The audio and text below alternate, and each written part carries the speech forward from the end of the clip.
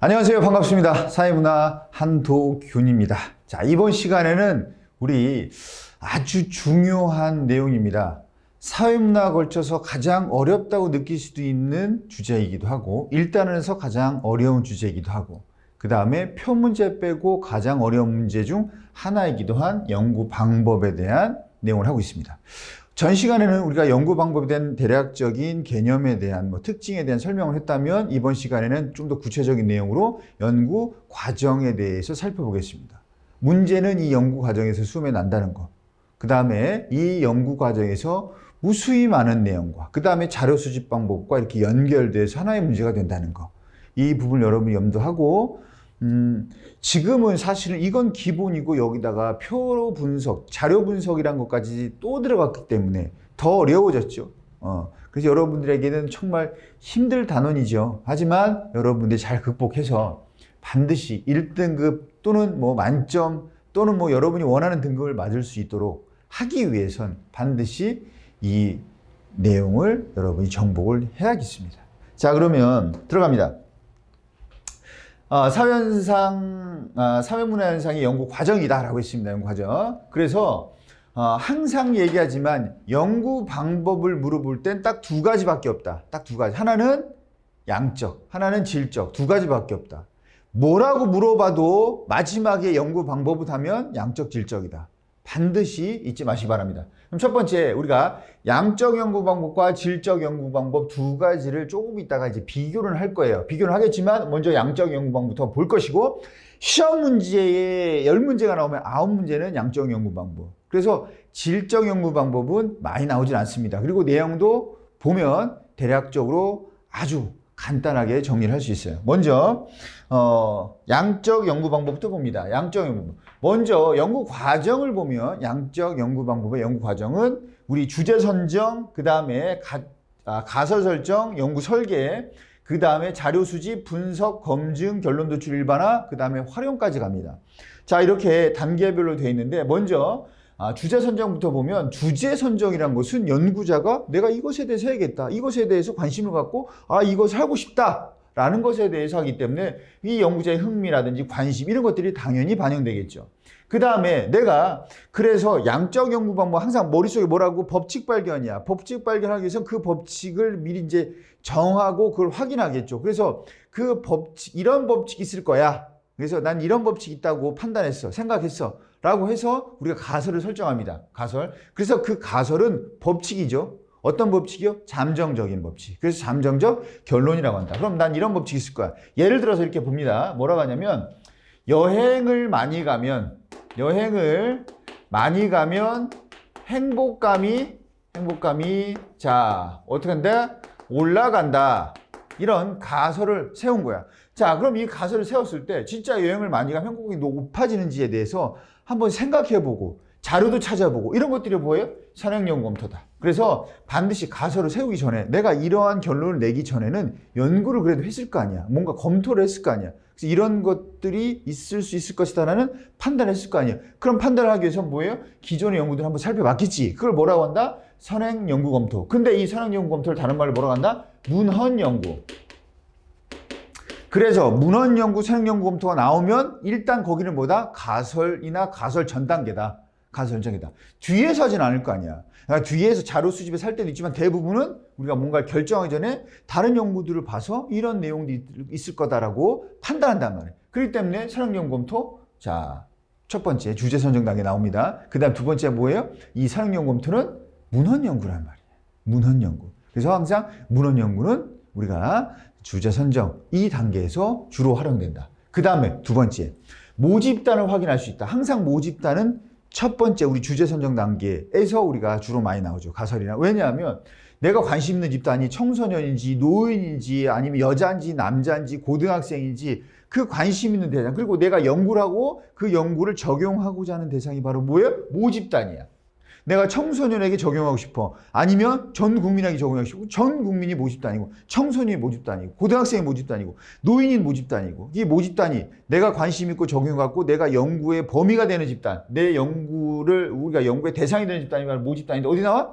그 대상은 아주 내가 처음에 이 연구를 생각할 때 나오겠죠. 난 청소년의 뭐에 대해서. 아니면 그냥 사람들. 이건 뭐예요? 사람들, 모집단 사람들. 사람들은 여행을 많이 가면 행복감이 올라갈 거야. 그러면 그걸 적용하는 사람들이 누구야? 모든 사람이죠. 그런 사람들. 자, 이런 식으로 우리가 모집단, 그 다음에 선행용 검토. 어디서 나온다? 주제 선정 단계에서 나오기 때문에 아주 중요한 거다. 여러분의 머릿속에 주제 선정 단계 하면 선행용 검토와 모집단이 같이 따라 나와야 된다. 그리고 모집단의 선행연구가 나오면 주제 선정 단계인가? 라고 먼저 생각해야 된다. 반드시 잊지 말아야 된다. 외워야 돼. 외울 건 외워야죠. 그러니까 이해는 했잖아. 그럼 뭐야? 머릿속에 넣으셔야죠. 여러분이 머릿속에 넣을 때 잘 안 넣고 그 다음에 풀면 잘 안 풀리거나 아니면 시간이 오래 걸려요.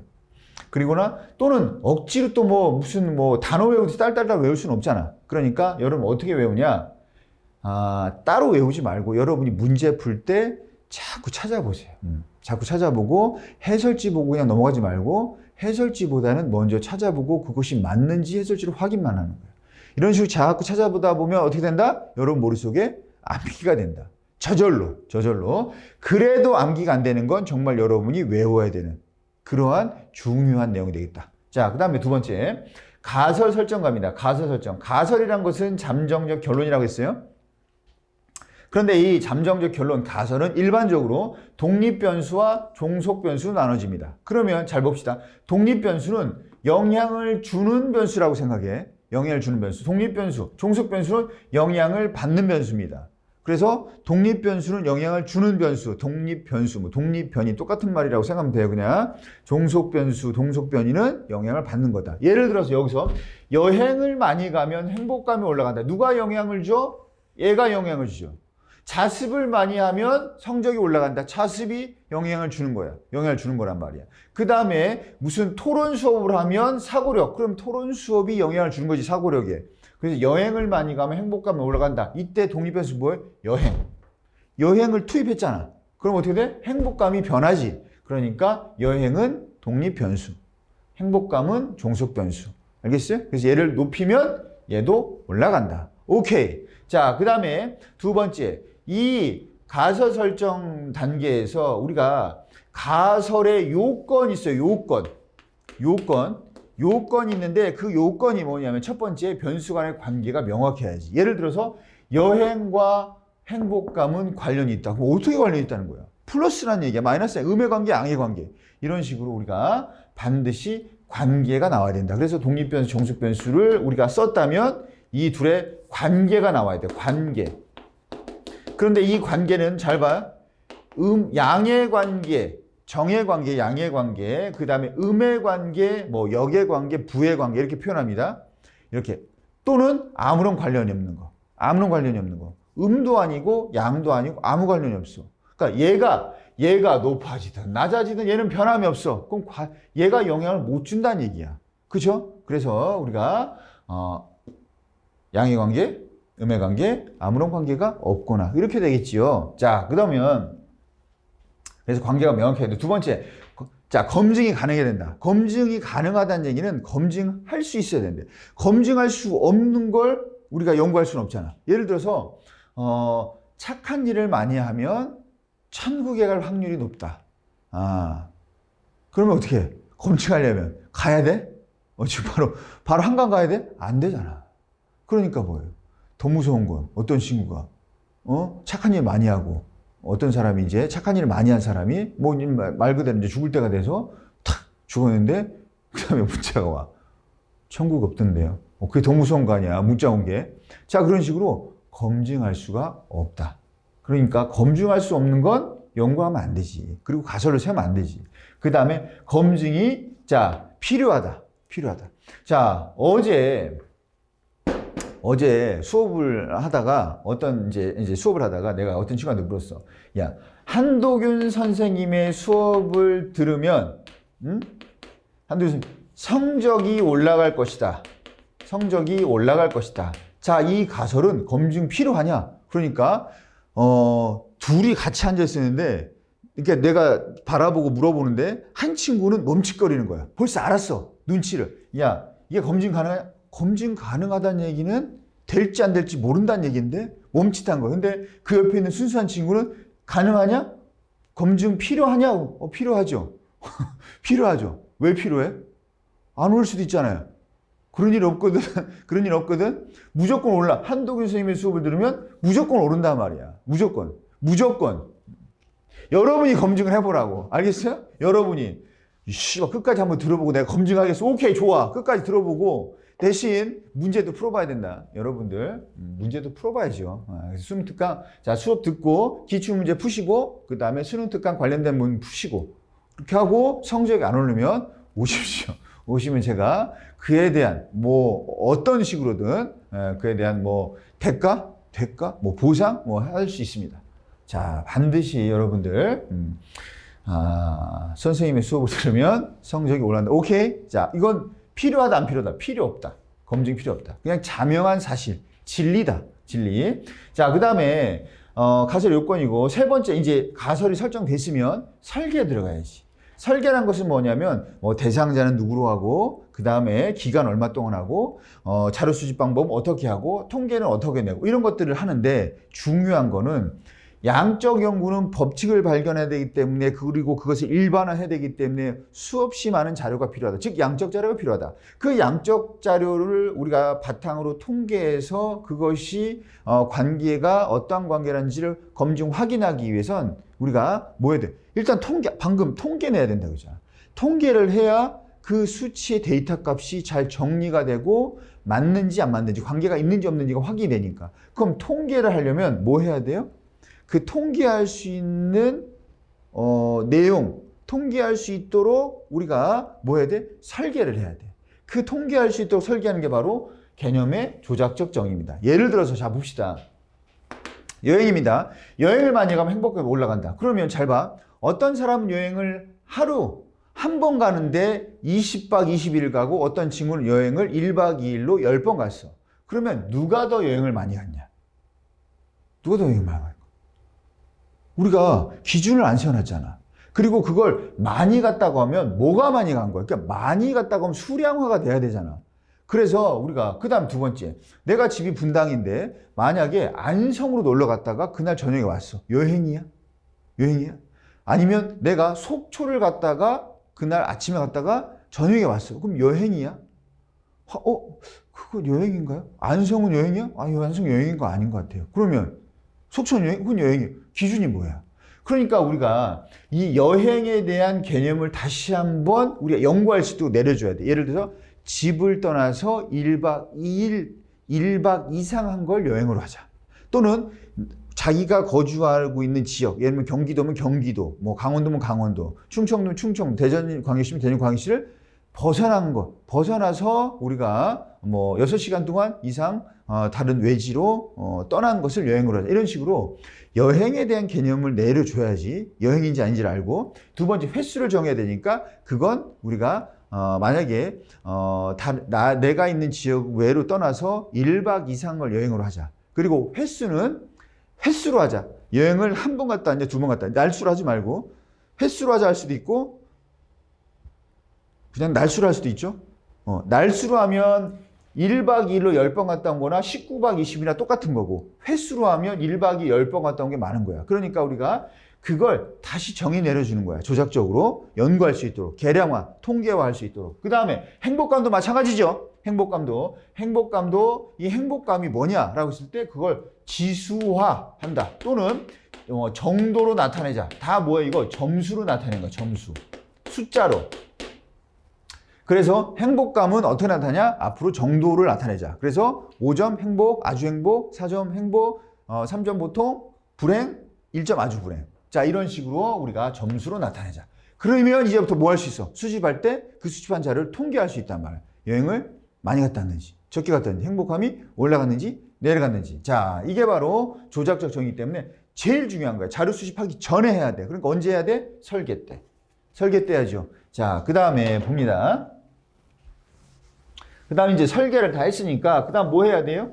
당연히 그 다음에는 우리 수집을 해야죠. 근데 수집이야 양적 자료이기 때문에 주로 뭐예요? 질문지법이나 아니면 실험법으로 하겠죠. 실험법. 그런데 질적 자료가 필요하지 않나요? 필요할 수도 있지. 하지만 뭐예요? 양적 자료 무조건 필요한 거야.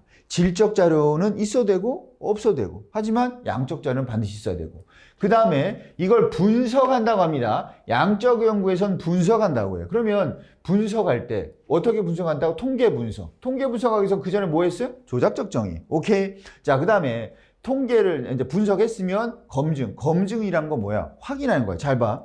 우리가 여행을 많이 갔는데 행복감이 내려갔네? 그럼 검증된 거야, 안 된 거야? 여러분 검증됐어, 안 됐어? 라고 했을 때 여러분은 안 됐다고 한 친구들도 있을 거야. 그 친구들은 잘못된 거야. 왜? 검증된 거야. 행복감이 올라가든 내려가든 아무런 관계가 없든 확인했잖아, 관계를. 관계가 아무 관계 없다. 관계가 음의 관계다. 관계가 양의 관계다. 확인했단 말이야. 그 확인한 게 검증이야. 검증. 인용 기각과 확인은 다른 거지. 확인을 했어. 그게 검증입니다. 자, 그럼 검증됐으면 인용할지 기각할지를 판단할 수 있겠죠? 그래서 판단한 다음에 이제 결론. 결론 뭐야? 이제 확인했잖아. 그러니까 결론, 인용. 또는 뭐 받아들일 수 없으면 다 뭐예요? 기각. 예를 들어서 여행을 많이 가면 행복감이 올라간다. 그런데 여행을 많이 했는데 행복감이 올라갔어. 그럼 인용. 그 다음에 여행을 많이 갔는데 행복감이 내려갔어. 기각. 여행을 많이 갔는데 행복감에 아무 관련이 없어. 기각. 이렇게 되겠죠. 기각. 그래서 이걸 가지고 일반화합니다. 그런데 잘 들어. 일반화를 하기 위해선 뭐 해야 돼요? 우리가 얻은 자료가 있어. 근데 그 자료를 얻을 때 우리가 다시 앞으로 잠깐 가면 설계로 가면 뭐냐면 거기서 대상을 설계해서 여기다 쓸게요. 그냥 설계해서 대상을 선정해. 대상을 선정하는데 이 대상은 전체 모집단, 전체 대상, 내가 연구하고자 하는 대상, 전체 대상이 너무 크면, 너무 많으면 그것을 대표할 수 있는 일부를 추출하는 거야. 그게 바로 뭐예요? 표본이잖아. 그게 표본이에요. 표본. 그런데 이 표본은 당연히 모집단을 대표할 수 있어야 돼. 그 얘기는 모집단의 특성을 담고 있어야 돼. 그런데 그래야지만이 뭐 할 수 있는 거야? 일반화할 수 있다는 얘기야. 그래서 만약에 표본을 잘못 뽑았다면, 제대로 된 표본이 아니라면 대표성도 없고 특성을 담고 있지 않기 때문에 일반화도 안 되겠지. 그래서 무조건 결론이 낮다고 해서 그걸 일반화할 수 있는 건 아니다. 오케이, 일반화하실 수도 있고 만약에 대표성이 없으면 일반화할 수 없다. 오케이, 알겠습니까? 자, 그 다음에 마지막으로 활용입니다. 활용은 뭐예요? 우리가 대안을 모색하는 거죠. 그러니까 예를 들어 이게 인용이 됐다면 선생님처럼 요즘 우울해. 주식도 개폭 나가고 여러 가지로 코로나도 있고 그 다음에 그냥 외롭고 날씨도 별로 안 좋고 그래서 우울해. 이렇게 우울할 때 어떤 대안을 모색해줘? 여행을 가라. 여행을. 그럼 이제 여행을 갔다 오면 왜 행복감이 올라가니까? 여러분처럼 어떻게 좀 우울하고 짜증나고 힘들고 이럴 때 어떻게 해? 만약에 공부하다가 그러면 그 중에 중간에 한 2달에 한 번 정도 1박 2일로 강원도나 어디 여러분이 좋아하는 곳으로 여행을 갔다 오는 것도 훨씬 더 좋을 수 있죠. 왜냐하면 충전할 수 있으니까. 그래서 반드시 여러분들이 여행이든 운동이든 여러분을 충전할 수 있는 게 있어야 돼. 그렇지 않으면 너무 지쳐갑니다. 자, 그러면 이제 전체적인 과정을 봤는데요. 그럼 다시 한번 살펴봅시다. 처음부터. 우리가 처음에 보면 문제인식 단계부터 문제인식 주제선 단계부터 설계 여기 질적 연구네요. 잠깐만요. 주제 선정, 가설, 설계, 그 다음에 수집 분석, 검증, 그 다음에 결론 노출, 우리가 일반화가 있었어요. 이제 활용. 그런데 자, 양적 연구는 기본적으로 객관적으로 연구해야 되고 그 다음에 같이 중립적으로 해야 되는 건 맞는데 자, 하다 보면 주제 선정 단계에서 뭐가 나의 주관이 개입이 돼. 그 다음에 가설 설정할 때도 마찬가지예요. 똑같이. 내가 설정하는 거야. 내가 이럴 것이다 라고. 그렇기 때문에 들어갈 수가 있어. 그래서 개입. 여기도 개입. 그 다음에 설계도 내가 이 기간 동안 이런 사람을 데리고 한다. 그렇게 한다. 그러니까 뭐예요? 설계도 안 들어가? 오케이, 들어가죠. 들어갑니다. 그 다음에 수집. 자, 수집부터는 설계된 대로, 내 맘대로, 내가 하고 싶은 대로가 아니고 설계된 대로만. 절대 들어가면 안 돼. 그리고 분석은 수집된 대로만. 그 다음에 검증은 분석된 대로만. 그 다음에 결론 도출은 검증된 대로만. 그래서 하나, 둘, 셋, 이 단계에서 뭐가 가치 개입이 되면 안 된다. 반드시 중립을 지켜야 된다. 중립. 그 다음에 마지막 활용은 뭐 이랬으면 좋겠다. 나의 가치가 개입될 수 있겠죠. 자, 이렇게 해서 우리가 가치 개입과 중립 단계에 대한 우리가 단계별 내용에 대해 살폈고, 그 다음에 잘 이해해야 되는데 잘 이해 못하는 부분이 뭐냐면, 양적 연구, 잘 드세요. 양적 연구는 결론을 먼저 내고, 즉 잠정적 결론이라는 것을 우리가 내고 갑니다. 가설이라는 것을. 그래서 결론, 법칙이라는 걸 미리 정하고 가는 거예요. 그러니까 미리 결론을 정하고 그걸 확인하는 걸 뭐라고 했어? 연역기나. 그렇지. 연역이야. 그래서 이 연구 자체는 연역적 연구 방법이다. 이렇게 할 수 있죠. 그런데 이걸 잘라서 보면 이 주제 가설 설정부터 우리가 어디까지? 가설 설정, 연구 설계, 그 다음에 자료 수집까지 간다고 봅시다. 이렇게 잘라서 보면 이 단계는 무조건 뭐가 되는 거예요?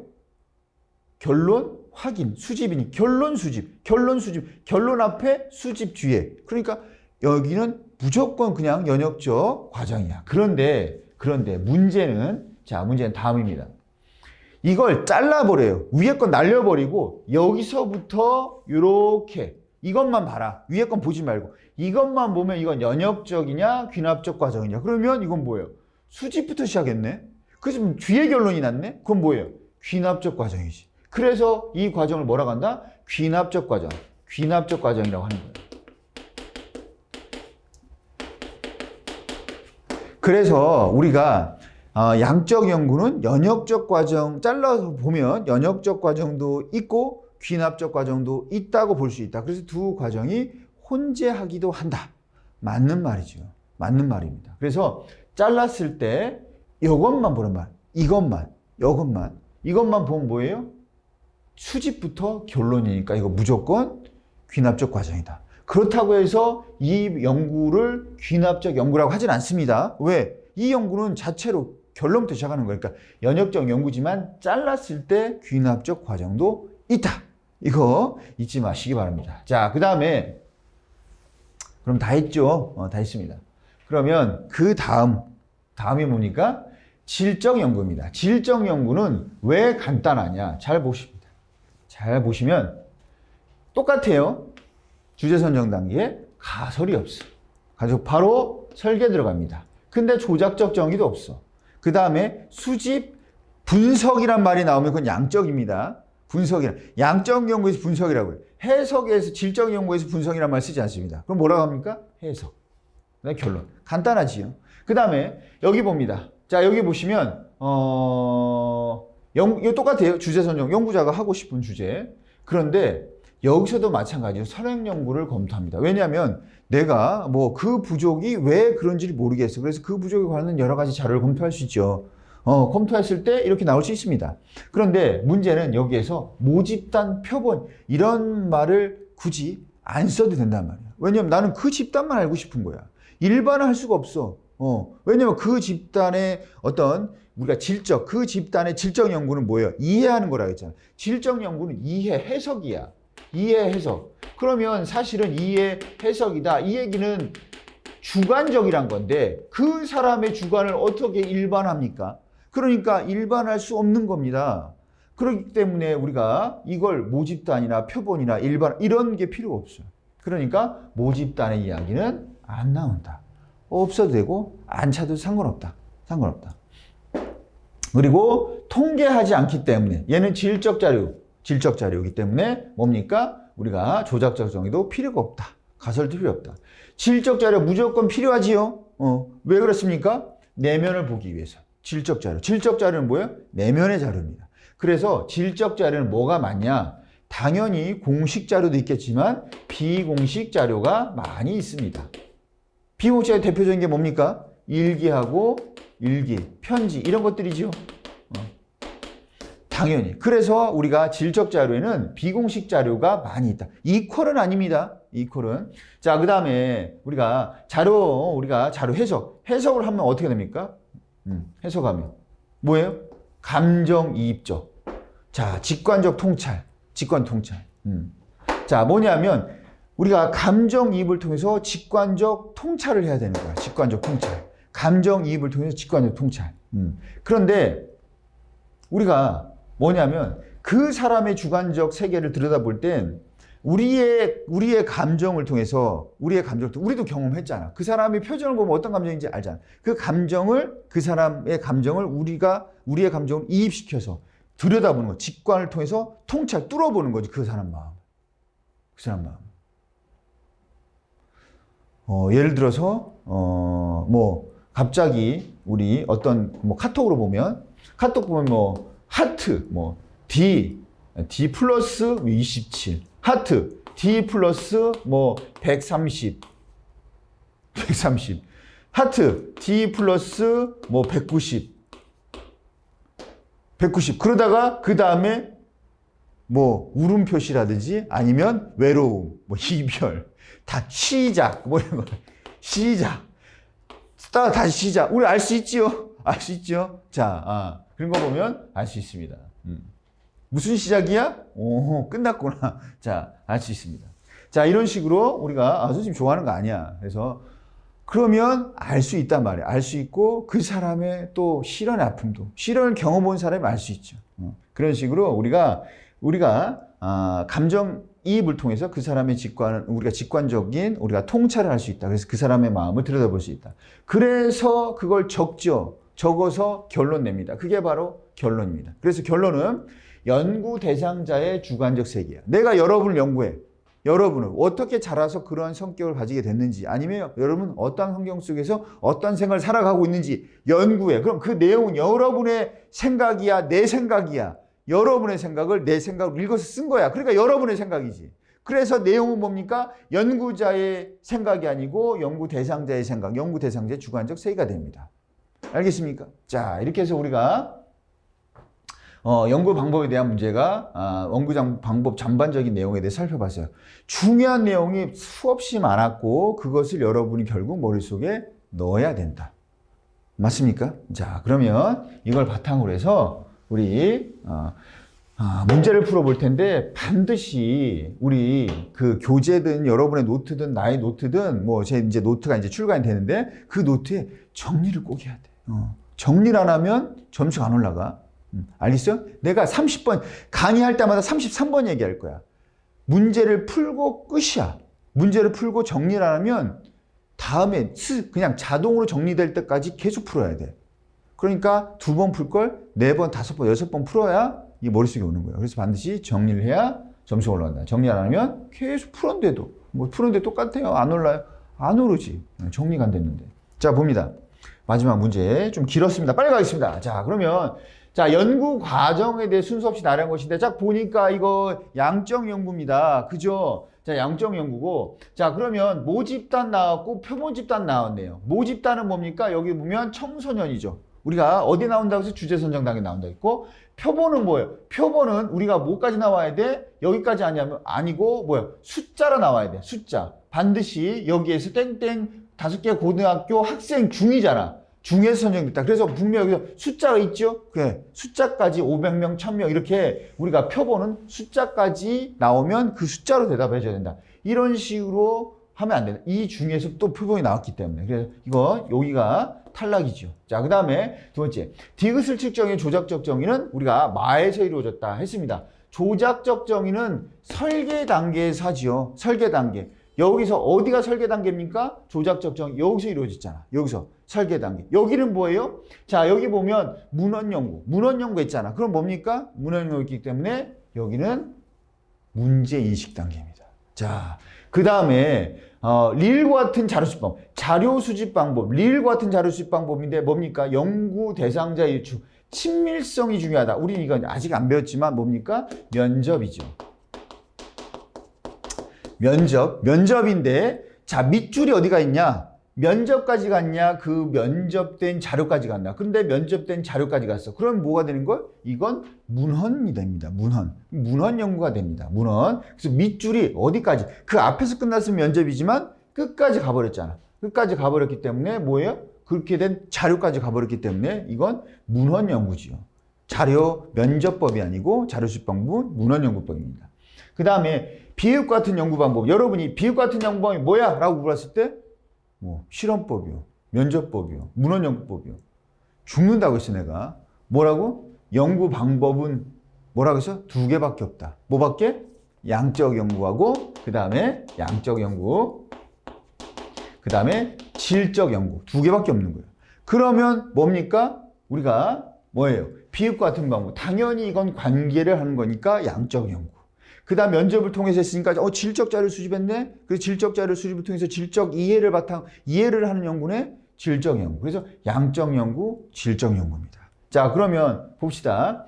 연구 방법에 비해서 한정적 수의 변인. 당연히 변인이 한정돼 있어야지. 변인, 뭐 독립변수, 독립변인 200개, 종속변인 200개? 그럼 곱하기 200 곱하기 200이면 뭐예요? 결론이 수만 개가 나와야 되는 거예요. 수만. 그렇기 때문에 한정된 수의 변이 있어야 되겠죠. 그 다음에 그걸 집중해서 우리가 가설을 검증한다. 양적 연구 방법이네요. 맞죠? 정답은 4번이 되겠습니다. 4번. 그 다음에 연구과정은, 자, 연구과정은 하잖아. 설계.